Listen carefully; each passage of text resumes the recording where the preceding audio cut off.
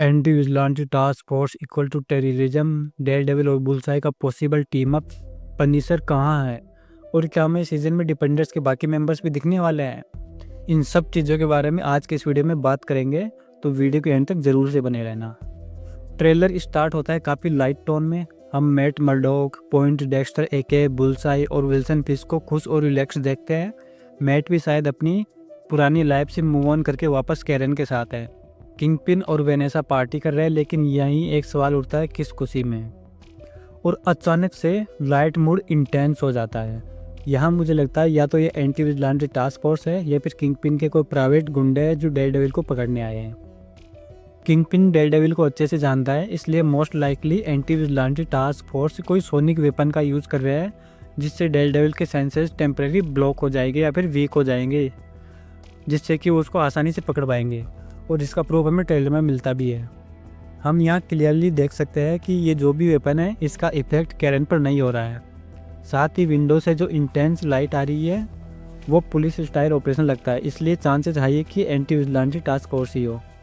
और हाँ, वो इसमें कामयाब भी हो जाते हैं। लेकिन डेयरडेविल को जेल में नहीं रखा जाएगा, क्योंकि ये सब इलीगल तरीके से होता है, इसलिए डेयरडेविल को किसी प्राइवेट लोकेशन पर बंद करके रखा जाएगा।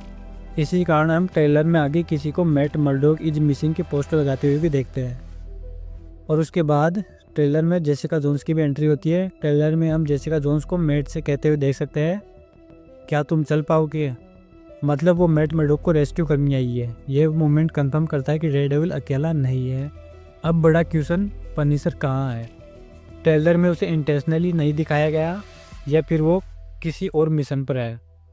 र्यूमर्स आ रहे हैं कि पनिशर के स्पाइडरमैन की मूवी में अपीयरेंस हो सकती है, और मूवी से पहले एक पनिशर स्पेशल प्रेजेंटेशन भी आ रही है। शायद उसमें हमको ये बताया जाए कि पनिशर कहाँ है और वो मैट मर्डॉक को रेस्क्यू करने क्यों नहीं आया। और क्योंकि जेसिका जोन्स की एंट्री हो चुकी है, तो क्या हमें सीजन में डिफेंडर्स के बाकी मेंबर भी दिखने वाले हैं? अभी ट्रेलर डायरेक्ट कंफर्म नहीं करता, लेकिन जेसिका जोन्स का आना स्ट्रॉन्ग हिंट देता है कि मार्वल डिफेंडर्स को वापस ला रहा है।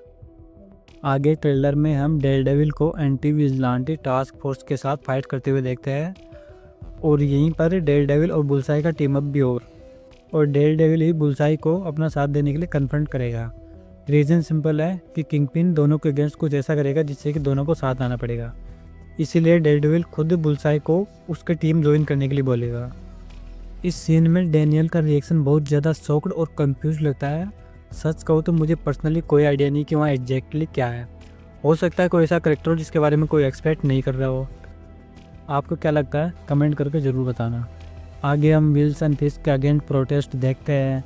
अगर यहाँ ध्यान से देखो तो साइंस में लिखा है, Fisk must go, city without fear, task force equal to terrorism.